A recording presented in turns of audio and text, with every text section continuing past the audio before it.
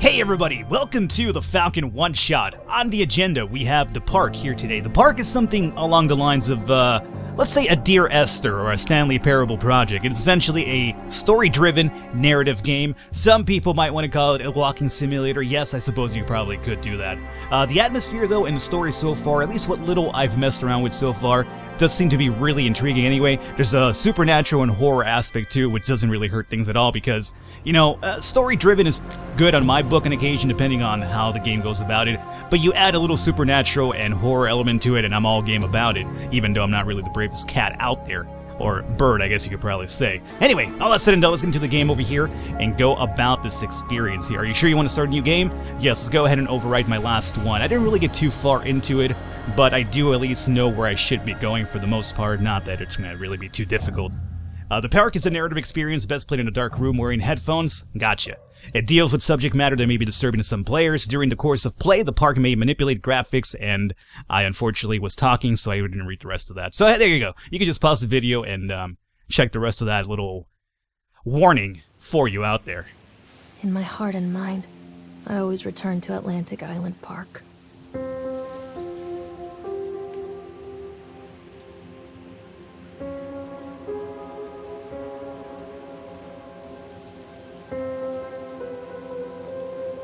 Where's Mr. Bear? I haven't seen Mr. Bear, Callum.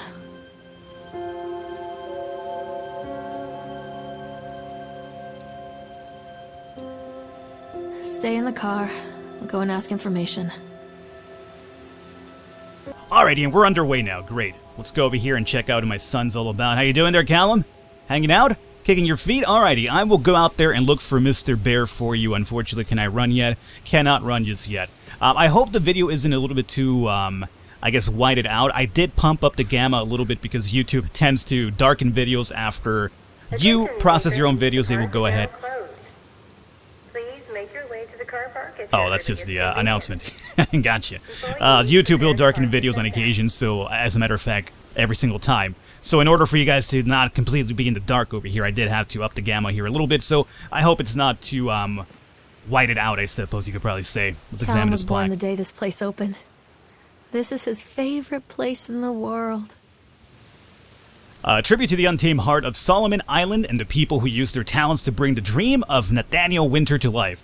May this park be a place of joy, where joy and laughter are gathered and used to infect all those who follow after.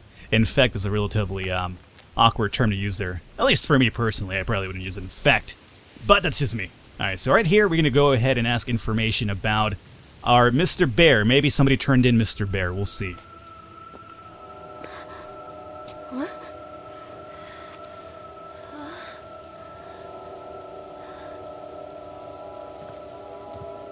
Hey, Lorraine. Lorraine. Don't blame yourself, Lorraine.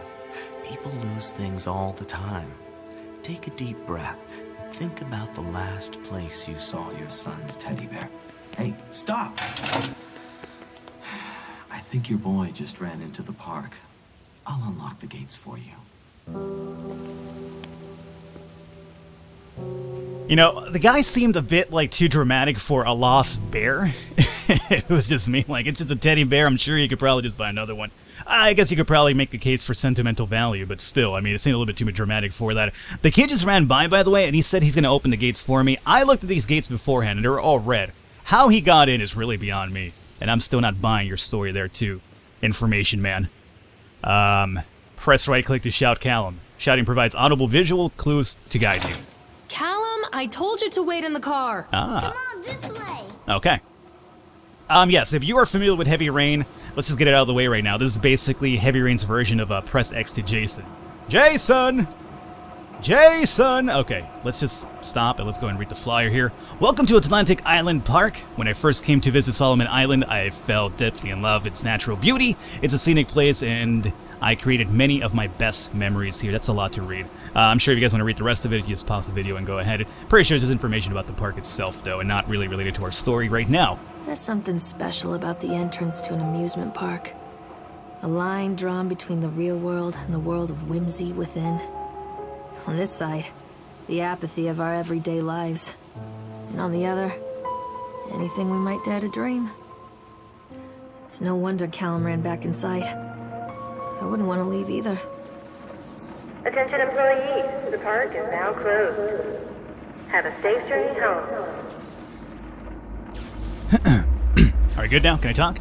Might want to get that light fixed. It seems like a hazard, okay. There's also a earthquake of some kind. Oh, we're shifting into a different parallel universe or something. Alright. Things just got really grim quite fast. This is like Silent Hill in a sense, probably. Alrighty. Doesn't look so welcoming anymore to me. Just walk through. We're walking through. Oh, God. The park. What happened here? I guess that's for us to find out. I'll try to keep the commentary down to a minimum. Usually, I don't normally play story-driven games, so I'm used to kind of just chit-chatting the entire time. But for something like this, I will try to... It's easy to get lost here. Keep it down, because I'm not sure when she's going to pipe up and start talking, and I would really hate to rob that for you. I'm also hating the fact that apparently my... I'm sorry for the weird movement there. My recording device here was caught on my desk. Okay, we're good now. I can move my head. Okay, I almost ripped my head off. Anyway, let's run forward here. Again, Can't catch me. Oh, you don't hold shift. You just click it, and you run, and then you click it off. Gotcha. Okay. So our son's running down this way. Let's go ahead and chase him. That is a really terrifying thing right there. I mean, it's obviously a face, but I mean, like, that's a really terrifying exhibit. Kind of want to go check it out. No! Kind of. Don't really want to check it out anymore. Volume high. Making sure my volume is high here, so... Oh, hey. Carrie Killian. Carrie Killian is Satan's whore. I mean, do you have any proof about that? I mean, have you seen any sort of monetary exchange between Carrie and... Satan? That was the other guy? Wait, Carrie. Our lady is named Lorraine, right? So it's not about me. But still, it's a really harsh assessment to make, calling somebody a whore without actually having the proof. There was some sort of monetary compensation exchange here. This is dark as all hell. Too dark. I'm not going in there without a flashlight. Noted. Falcon, you need a flashlight. Got it. Okay.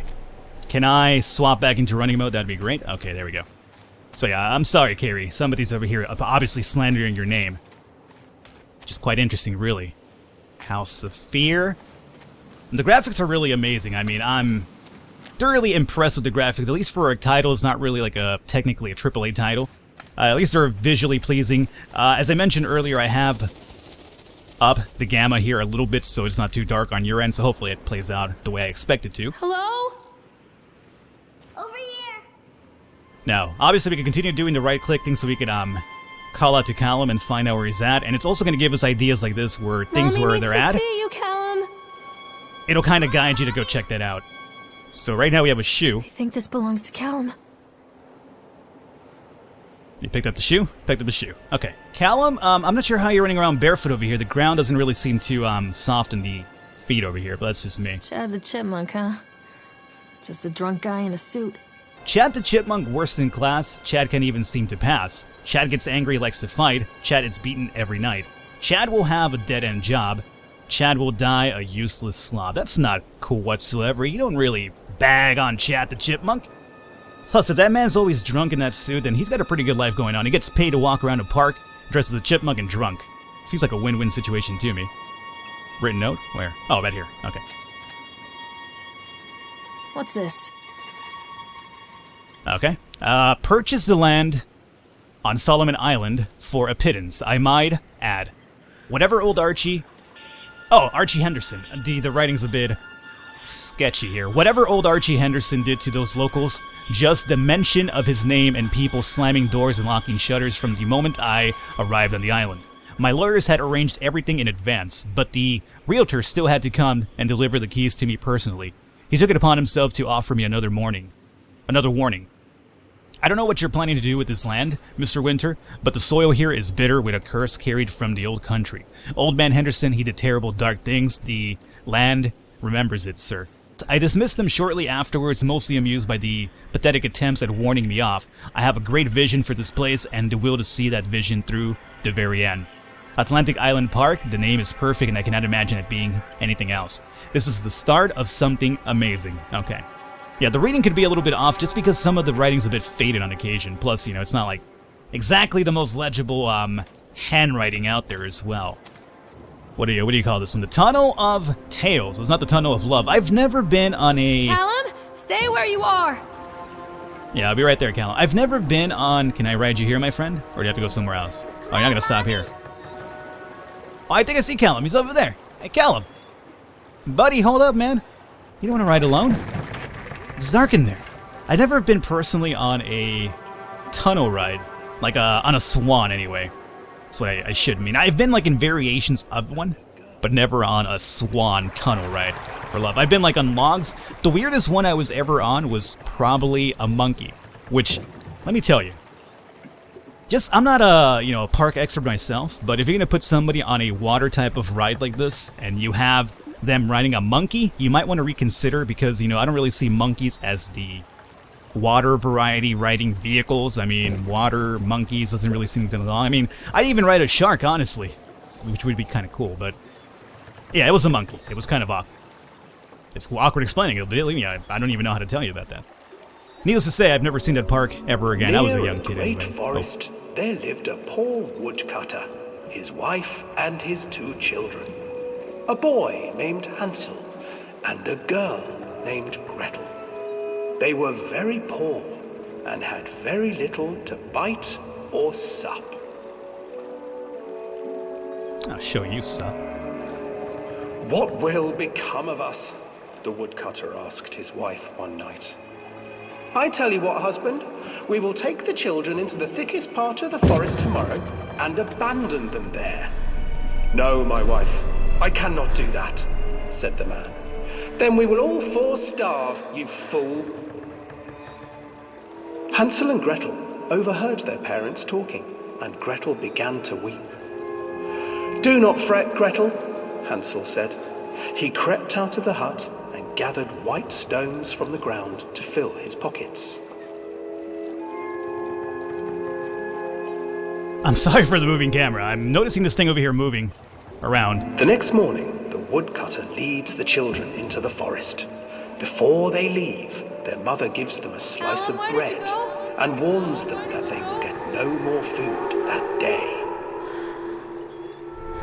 Clever Hansel leaves a trail of white stones behind them as they pass into the woods. When their father leaves them, the children wait a while, then follow the trail back to their parents' house.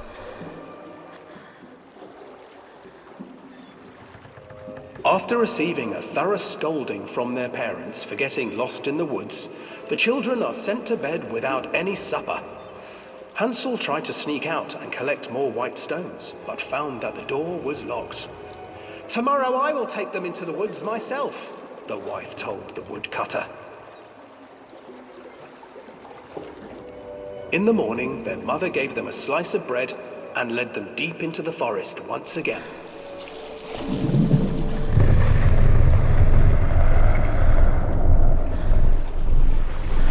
Hansel broke his bread into pieces and left a trail of breadcrumbs to lead them safely home.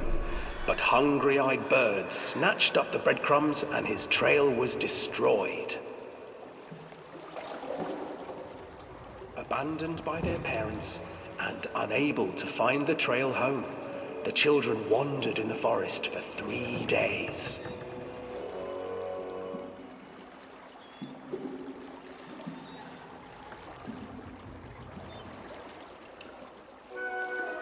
The children stumbled into a clearing with an exceedingly strange house. Its walls were made of gingerbread, and its windows were panes of clear sugar. Hansel, desperately hungry, ran forward and began to nibble on the walls.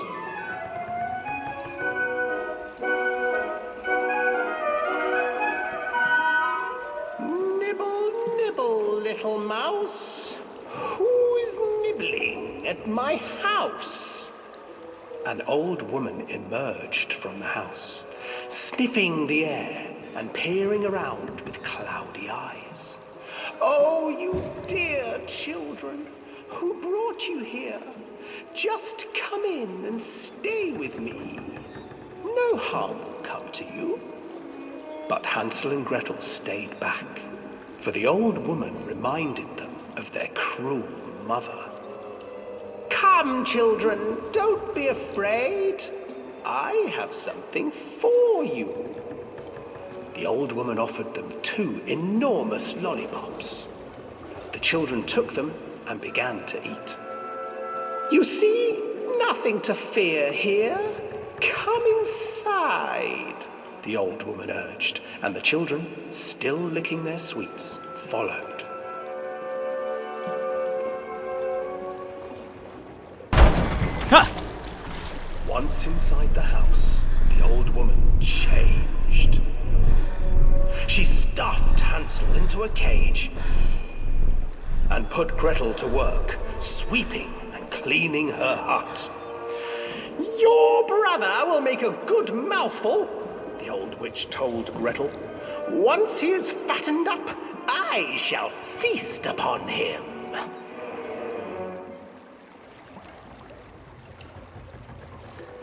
Time passed, and poor Hansel refused to eat, fearing the day that the witch would eat him. The witch, for her part, grew impatient. Today I will cook and eat your brother, Gretel. Climb inside and light the oven. But Gretel pretended not to understand. I do not know how. Where is the opening? Fool, the old witch said. The opening is here. And she moved to show Gretel. Seizing her courage, brave Gretel gave the witch a shove, and the old crone tumbled forward into the oven. Gretel slid a large iron bolt over the door to the oven. Gretel freed her brother Hansel, and together they lit a fire beneath the oven. And though she screamed and begged, the children sat by the oven until her screams had stilled, and the witch was cooked. Yeah. So Hansel and then, Gretel. because even children can't survive on sweets, they divided up the body of the old witch and ate her. I don't really quite remember that part of the story. Okay. Wow. This is a one-shot. That's a really long little story there. I was hoping to get more of the game. What?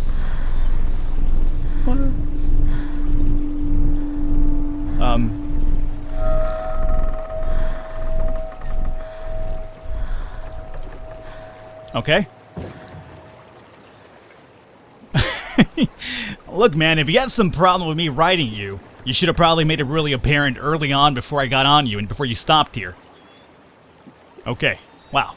So, yeah, I'm trying to get some more of the game shown in here, but that was kind of a long little story right there of Hansel and Gretel with apparently quite possibly one of those eeriest turns. Is that part of the Hansel and Gretel story? I'm aware that the grim fairy tales, at least the original ones, were actually quite grim, hence the name.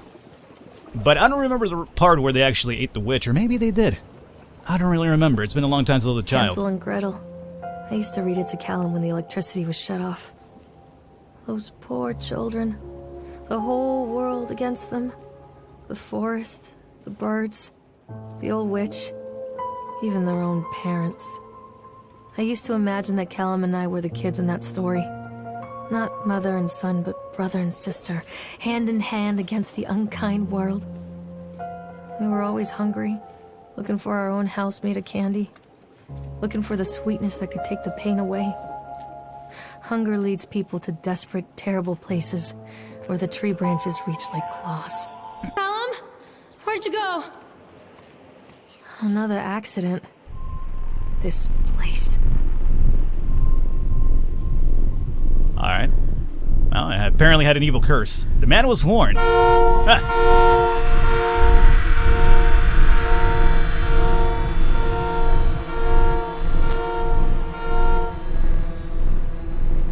Oh, this again. Okay. Despite the constant interruptions to work, Atlantic Island Park will be opening on time.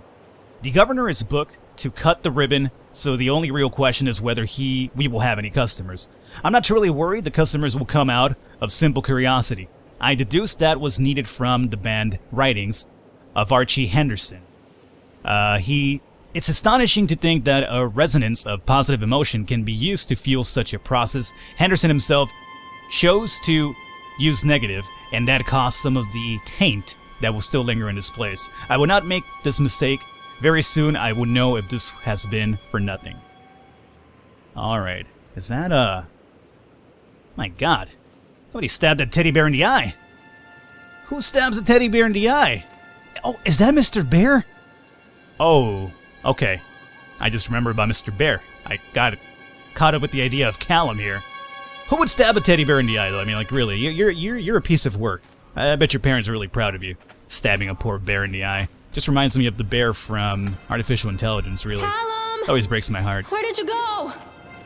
Mother duck said quack, quack, quack, No. quack. I do hear quacking. However, kid, that amusement was back there, not forward. I don't imagine. Where did you go? So yeah, now we have the Octotron. I guess we'll probably have to ride this one This old too. thing used to make the blood run to my head. Make me dizzy. That's technically what the point of the ride is, though, isn't it? The guy just snapped. Those poor kids. Alright, see, eyewitness report, Atlantic Island Park incident. Witness, Norma Creed. We were waiting for our turn on the ride. Frank, me, and the boys. This fellow in the chipmunk suit is making an ice carving while people took photographs. Lawrence wanted to go over to him, but I've always been a bit wary of those suits. They give me the creeps. It's silly, I know. Anyway, the chipmunk man, he was carving and picking away at the ice, and at first we thought he was making some animal, like a tiger or lion, but as more and more ice fell away, when you first looked, it was like a human face smiling out of that block of ice. But the more you looked at it, the more you saw that there was something not quite right about the proportions, something unnatural that made your heart begin to rush a little bit faster, like you were prey, and that thing in the ice was a hunter. But then these teenagers walked up to one of them and made a face at the carving, and said something rude to the guy in the chipmunk suit, and then, well, he went berserk. For a few moments it was chaos, everybody running away from the guy who had one of the teenagers on the ground, and he was stabbing with the ice pick, and blood was spraying, and people were screaming, and Frank and I had the kids, and we were dragging them away as fast as we could. And the last thing I saw before Frank dragged away was that eyeball of one of those poor kids had landed on the ice sculptures, making the horrible creature look more or less alive. Okay, that is quite the event. I would probably be scarred for life if I saw it myself. Callum? It's Chad the Chipmunk. We saw him in that Tunnel of Love, too. He didn't really seem too, approachable now, did he? Callum, tell Mommy where you are. Alright, that's how you write it. There's probably something in here. I gotta bring it to a Stay stop where you first. There are. you go. Let's go ahead and decrease the speed here. If I plan to get on this, it's probably gotta be a bit slower. Maybe even completely off would be ideal. We'll ride the Octotron. If you're easily nauseous, I encourage you to look away. Maybe. Not sure. Got some ripped jeans happening over here. Total hipster. Alrighty. I get behind this. This is good. It's like a reminder of my childhood.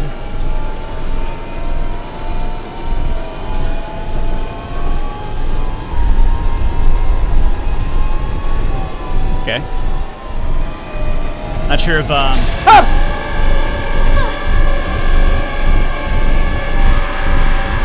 Oh my god.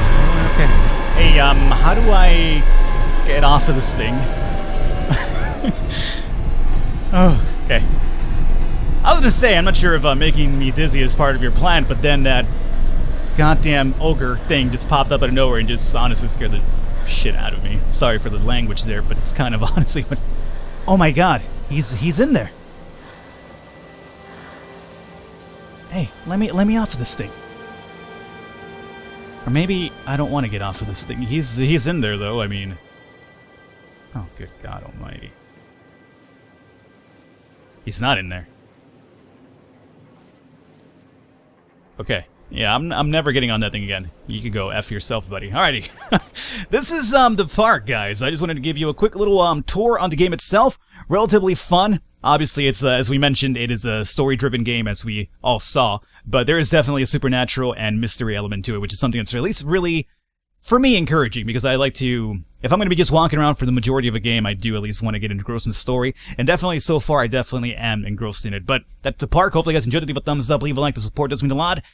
Description below should have a link to the story page itself if you want to check it out for your own accord. I will catch you next time.